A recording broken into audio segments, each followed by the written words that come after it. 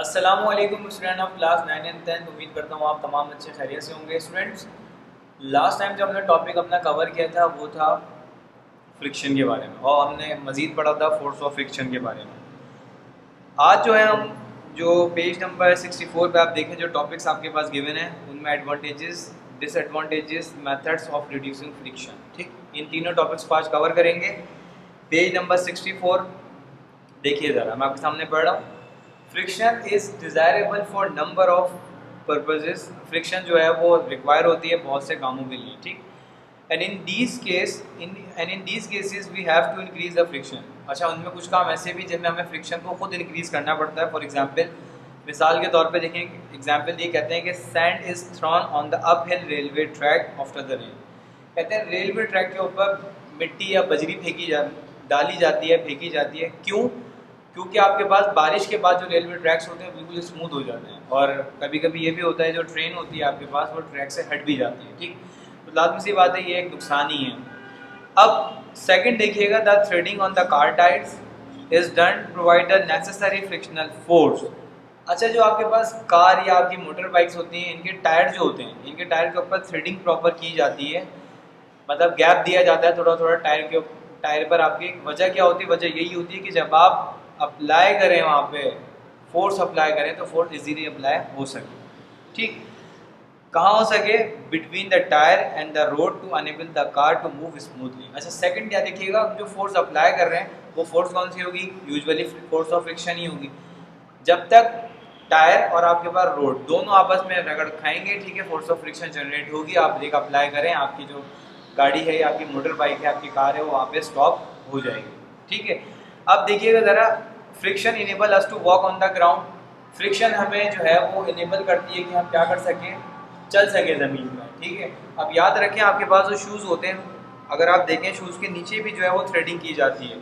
वजह सबसे बेसिकली यही होती है कि आप अगर किसी ऊंचाई वाली जगह पे जा रहे हो, ठीक है, या किसी स्मूथ प्लेस पे जा रहे हो तो आप गिरे नहीं, ठीक है। तो आप अमूमन हर शूज़ पे या फिर आप देखें जो आप सैंडल्स आप वेयर करते हो, नीचे देखिएगा उसके वहाँ पे थ्रेडिंग बाकायदा की जाती है ताकि जो है वो हम अपना बैलेंस बरकरार रख सकें, ठीक।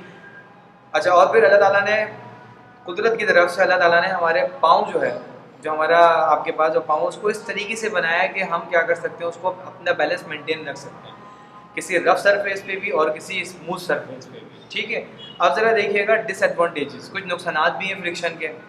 तो the main disadvantage of friction, सबसे अहम जो आपके पास जो उसका मेन डिसएडवांटेज है फ्रिक्शन का, वो ये है कि वो लार्ज अमाउंट ऑफ एनर्जी जो होती है वो वेस्ट होती है, ठीक है, मशीन्स में, which have to do much useless work in overcome it, ठीक। Moreover friction lead to wear and tear on the moving parts of the machine. अब याद रखें, अब यहाँ तो ऊपर जहाँ बात हुई वो हो गई बात इंसानों की, हो गई ट्रेन की, ट्रैक की हो गई, कार या बाइक के जो टायर्स हैं उनकी थ्रेडिंग की हो गई। अब नुकसान याद रखिएगा सबसे बड़ा ये है, वो कहते हैं कि अगर मैं आपसे बोलता हूँ कोई मशीन है, ठीक, अब मैकेनिकली हम बात कर रहे हैं, अगर आपके पास कोई मशीन है, उसके दो जो आपके पास ऐसे पार्ट्स हैं जो कि मूव होते हैं और एक दूसरे से टकराते हैं, याद रखें अगर उनको प्रॉपर आप उनको ग्रीसिंग नहीं करें, उनको ऑयलिंग नहीं करें, तो वो टकराने के बाद क्या होता है, मे बी पॉसिबल वो फायर जनरेट कर सकते हैं, ठीक है। अगर वो दोनों आपके पास स्टील के पार्ट्स है तो फायर जनरेट कर लेंगे, रगड़ खाएंगे तो दोनों पार्ट्स ख़राब भी हो सकते हैं। तो यही वो वजह होती है खास करके जब क्या कहा जाता है कि आप क्या करेंगे वहाँ पे, अच्छा लिखा हुआ wear and tear on moving parts of the machine, फिर क्या होता है, इससे मशीन जो है वो ख़राब भी हो सकती है। आपने देखा होगा, कॉमन एग्जाम्पल्स अपने घर में देखे होंगे आपने, कि आपके पास जो मशीन्स होती हैं उनमें प्रॉपर ऑयल, उनकी ऑयलिंग की जाती है, ठीक है, पिस्टन्स वगैरह होते हैं, ठीक है। इवन अगर आपने आप पानी की मोटर को देखते हैं, ठीक है, उसमें भी ऑयलिंग की जाती है, सही। अगर आप अपनी बाइक को देखें उसमें भी ऑयल डाला जाता है ताकि कुछ जो आपके पास रिंग पिस्टन्स वगैरह मूव कर रहे होते हैं वो प्रॉपर मूव कर रहे हैं और सही तरीके से जो है वो आपकी जो आपकी बाइक है या फिर आपकी जो मोटर है वो आपके पास क्या करे, इजीली वर्किंग कर सके, स्मूथली वर्किंग कर सके, ठीक है। तो याद रखें जब तक आपस में वो पुर्जे टकरा रहे हैं तो वो आपके पास एक फायर भी जनरेट कर सकते हैं, ख़राब भी हो सकते हैं फ्रिक्शन की वजह से। लेकिन अगर आप उनको प्रॉपर ऑयलिंग कर देंगे तो फिर क्या होगा, ऐसा कुछ नहीं हो सकता। अब कॉमन से एग्जाम्पल लें, कभी आपने देखा होगा जो आपके घर के डोर्स होते हैं उनमें से आवाज़ आ रही होती है, जब उन्हें आप खोलें या बंद करें तो आवाज़ आ रही होती है, या आपके जो घर के मेन गेट्स होते हैं वहाँ पे भी। तो फिर क्या होता है, आप ग्रीस यूज़ कर रहे होते हैं या फिर आप क्या करते हैं, ऑयल यूज़ करते हैं। जब आप उन कोनों में जहाँ से आपका गेट अटैच होता है वहाँ पे आप जो है उसको अप्लाई कर देते हैं या आप लगा देते हैं ग्रीस को, तो उसके बाद देखें आप गेट खोले बिल्कुल स्मूथली खुल रहा होता है। वरना उससे पहले क्या होता है, थोड़ा सा आप रफनेस आ रही होती है, ठीक है, जिसको हम आम जबान में बोलते हैं कि भाई गेट जो है वो बहुत ज़्यादा जैम हो रहा होता है, ठीक। तो इस तरीके से क्या कर सकते हैं हम, इसको ओवरकम भी कर सकते हैं फ्रिक्शन को, ठीक है। अब जरा देखिएगा मेथड्स ऑफ रिड्यूसिंग फ्रिक्शन। अब किसी भी फ्रिक्शन को कम करने के कौन कौन से मेथड हैं? There are the two different ways of reducing friction. हमारे पास दो मुख्तलिफ वेज हैं जिसके थ्रू हम क्या कर सकते हैं, फ्रिक्शन को रिड्यूस कर सकते हैं।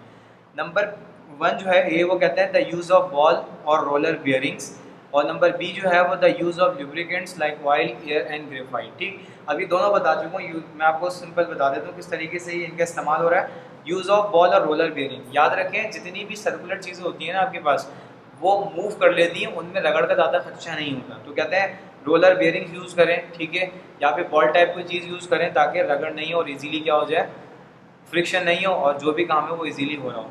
अब देखें पहले आपने देखा होगा डोर के ऊपर, और अब तो देखें टेक्नोलॉजी ने तरक्की कर ली है। पहले क्या होता था आपके पास गेट के ऊपर एक लगा होता था जिसमें एक रोटेटिव बॉल होती थी, जैसे आप गेट खोलते थे गेट आपका सेल्फ ऑफ होता था। तो आप ज़रा गौर से देखिएगा वो मूव करता था, या तो बैक पे व्हील लगा दिया करते थे या फिर कोई बॉल टाइप सर्कुलर चीज़ होती थी जिसके थ्रू गेट आपका ऑटोमेटिकली मूव हो रहा होता था, ठीक है। तो इससे क्या हो गया, ये एक रोलिंग चीज़ है, ठीक है, इसमें कोई जो है जो फ्रिक्शन है वो बहुत रिड्यूस हो रही है, ठीक है। तो ये सबसे पहला मेथड था जिसमें हम रिड्यूस कर सकते हैं फ्रिक्शन को, ठीक। Use of lubricants. अब ऑयलिंग की बात आए तो हम मैकेनिकल साइड पे चले जाते हैं। जितनी भी मशीन्स होती है लाजमी सी बात है, अगर आप उनको 1 ईयर यूज़ करो 2 ईयर यूज़ करो, बट उनको भी ज़ाहिर सी बात है मेंटेनेंस चाहिए होती है। जब वो एक यूज़ टू में वर्किंग कर रहे होते हैं, उनके पार्ट्स जो होते हैं वो रगड़ खा रहे होते हैं, तो देन क्या होता है, इस फ्रिक्शन की वजह से वो पार्ट्स टूट भी सकते हैं। तो इससे बचाने के लिए क्या किया जाता है, आपके पास जो मशीनरीज होती हैं उनको प्रॉपर लुब्रिकेट किया जाता है, उनमें प्रॉपर जो है वो उनको ग्रीस के थ्रू, ऑयल के थ्रू उनको प्रॉपर मेंटेन रखा जाता है ताकि रगड़ जनरेट ना हो और वो पुर्जे जो हैं, जो आपके पास पार्ट्स हैं किसी भी मशीन के, वो ख़राब ना हो, ठीक है। आप लास्ट देखिएगा, एयर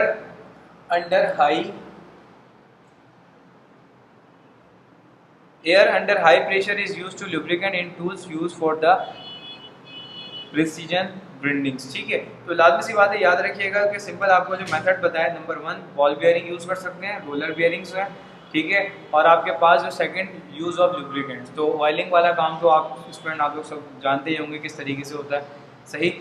तो लुब्रिकेंट सबसे बेहतरीन वे होता है किसी भी फ्रिक्शन को रिड्यूस करने के लिए, और इस तरीके से क्या होता है, आप देखें फ्रिक्शन रिड्यूस होती है आपकी जो मैकेनिकली, आपके पास अगर मोटर बाइक है, आपकी कार है, ठीक है, सेकंड आपके अगर इवन जो है आपके पास कोई मशीन है जिसके पार्ट्स आपस में टकरा रहे हो या आवाज़ कर रहे हो, आप उनको प्रॉपर लुब्रिकेट करें तो नॉइज़ भी कम हो जाती है और चीज़ें क्या होती हैं, फंक्शनली बहुत अच्छे से क्या कर रही होती हैं, अपनी वर्किंग भी प्रॉपर कर रही होती हैं, ठीक है स्टूडेंट। मैं उम्मीद करता हूँ जितने फ़ायदे बताए आपको मैंने आज, जितने नुकसानात बताए फ्रिक्शन के, वो मेथड्स बताए आपको जिस तरीके से आप फ्रिक्शन को रिड्यूस कर सकते हैं, उम्मीद करता हूँ आपके अच्छे से समझ में आ चुका हूँ। अस्सलाम वालेकुम स्टूडेंट्स, चैप्टर नंबर 4 जो ऑलमोस्ट कंप्लीट हो चुका था, आज हम मूव करेंगे टुवर्ड्स न्यूमेरिकल्स। तो देखिएगा पहला न्यूमेरिकल जो है वो आपके सामने आपको डिस्प्ले हो रहा होगा। डिटरमाइन करें the acceleration of a car of mass 900 kilograms when a net force on 2700 Newton x on it, उसके ऊपर लगाई जा रही है, ठीक है। तो याद रखें पेज नंबर 65 और 66 जो है वो आपके न्यूमेरिकल्स के पेज हैं बुक के, तो वहाँ से आपने देख लेना है। डिटरमाइन करेंगे आप एक्सेलरेशन ऑफ अ कार, किसी एक कार है उसकी आपने लेट सपोज एक्सेलरेशन मालूम करनी है जिसका मास जो है वो आपके पास 900 किलोग्राम्स है, और उसका जो नेट वेट है आपके पास, जो फोर्स अप्लाई की जा रही है, फोर्स हमेशा न्यूटन में ली जाती है, तो याद रखें ऑलरेडी न्यूटन में दे रहा है 2700 न्यूटन। अच्छा स्टूडेंट एक बात याद रखें, 900 किलोग्राम्स, ये जो किलोग्राम्स है ना आपके पास, ये तो ऑलरेडी आपके पास मास का यूनिट है, तो इसमें आपने कुछ चेंज नहीं करना, ठीक। अब ज़रा देखिए मास एम से शो करते हैं, किलोग्राम मास है तो 900 kg, फोर्स गिवन है आपके पास 2700 न्यूटन, तो 2700 न्यूटन, एन ऑलरेडी कन्वर्ट नहीं करने की ज़रूरत है, जबकि मालूम आपने क्या करना है, एक्सेलरेशन मालूम करना है, ठीक। F equal to M A. अब करेंगे क्या आप यहाँ पे, ए आपको जो है वो फाइंड आउट करना है, तो ए को आप यहीं छोड़ दें, एम मल्टीप्लाई हो रहा है, यहाँ डिवाइड हो जाएगा। सबसे पहले आपने फॉर्मूला ड्राइव करना है, ठीक। अब जरा देखिए फोर्स कितनी थी 2700 और मास कितना है 900, ठीक। तो ऐसे भी कर सकते हैं आप, 2 जीरो से 2 जीरो आपने कैंसिल करने, 9 1 जा 9 और 9 3 जा 27, ठीक। तो आपके पास जो वैल्यू आई है वो कितनी आई है, 3 मीटर पर सेकेंड स्क्वायर। तो एसिलेरेशन हमेशा जो आप लिखते हैं स्टूडेंट्स वो ए से शो करते हैं, उसका जो यूनिट होता है वो ms minus square, which mean metre second square है, नेगेटिव स्क्वायर, ठीक। अब ज़रा देखें आपके पास न्यूमेरिकल नंबर 4.2, आकार ऑफ मास, एक गाड़ी है जिसका मास आपके पास 100 किलोग्राम है, ठीक। ट्रैवलिंग और वो मूव कर रही है 72 किलोमीटर पर आवर्स में इन यूनिफॉर्मली, सही है, ब्रॉड टू रेस्ट, हालत सुकून में लेके आते हैं ओवर अ डिस्टेंस, जब वो फासला तय कर लेता है कितना, 40 मीटर का, 40 मीटर का फासला तय करने के बाद वो रेस्ट में आ रहा है। दो चीज़ें मालूम करनी है, एक आपने एवरेज एसिलेरेशन और सेकंड आपने एवरेज ब्रेकिंग फोर्स मालूम करनी है, ठीक है। अब ज़रा देखिएगा, मास आपके सामने ऑलरेडी दिया हुआ है 100 किलोग्राम्स। आपके पास जो VF है, यहाँ पे VF जो गिवन कर रहे हैं वो आपको 0 दे रहे हैं, ठीक है, क्योंकि वो 40, एक तो मूविंग कंडीशन थी और 40 मीटर के बाद वो रेस्ट में आ रहा है, तो VF आपके पास कितना है, 0। VI कितना है, 72 किलोमीटर आवर इनवर्स, VI को ऐसे रखें, 72 किलोमीटर आवर इनवर्स को हम चेंज करेंगे मीटर सेकेंड इनवर्स के अंदर। वजह क्या होगी, क्योंकि याद रखें आपके पास जो यूनिट होता है वो मीटर पर सेकेंड होता है, सही। 72 मल्टीप्लाई बाय 1000 डिवाइड बाय 3600, 72 को मल्टीप्लाई करें 1000 से, कितना हो गया 72,000 और डिवाइड बाय 3600। तो अब जरा आप देख लें, 20 से 20 आप कैंसिल कर देंगे स्टूडेंट, तो 36 बनता है 36 एंड 36 20 का जो है वो 720 होता है, ठीक है स्टूडेंट। तो आपके पास इनिशियल वेलोसिटी कितनी आ गई, 20 ms-1। अब ज़रा देखें, यहाँ तक तो अभी हमने सिर्फ डेटा ही चल रहा है हमारा। आपके पास जो डिस्टेंस गिवन है वो कितना है, 40 मीटर गिवन है, ठीक। एसिलेरेशन जो है आपको मालूम करनी है और अगेन आपने करना है क्या होगा, फोर्स मालूम करनी है, ठीक। अब ज़रा देखते हैं हम कौन सी इक्वेशन या क्या फार्मूला यूज़ कर रहे हैं। तो यहाँ पे हम थर्ड इक्वेशन ऑफ मोशन इस्तेमाल कर रहे हैं, जिसके तहत हम क्या मालूम कर सकते हैं, हम एसिलेरेशन को फाइंड आउट कर सकते हैं। 2as equal to VF square minus VI square, ठीक है स्टूडेंट्स। ये जो है आपको अच्छे से समझ में आ गया होगा।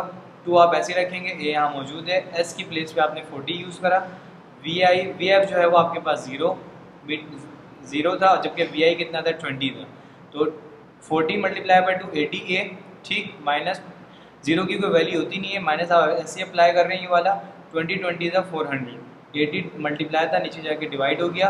आप इसको क्रॉस करेंगे तो आपके पास कितना आंसर आएगा, ऐसे भी कर सकते हैं, 0 से 0 कैंसिल, 8 1 जा 8, 8 5 जा 40। तो आपके सामने जो आंसर है वो -5 मीटर पर सेकेंड स्क्वायर है। अब ज़रा सेकंड देख लीजिएगा, आपके पास सेकंड पार्ट में क्या आपको फोर्स मालूम करनी थी। याद रखें, पहले मैंने एसिलेरेशन इसलिए मालूम करी है, जब तक मैं एसिलेरेशन मालूम नहीं कर सकता था उस वक्त तक मैं फोर्स नहीं मालूम कर सकता था। वजह क्या थी, क्योंकि मेरे पास ए मिसिंग था। फोर्स मालूम करने के लिए याद रखें F = ma, ठीक है, ये एक फॉर्मूला भी होता है, इक्वेशन भी है, F = ma। तो मास तो गिवन था 1000, लेकिन एसिलेरेशन मेरे पास गिवन नहीं थी, ठीक है।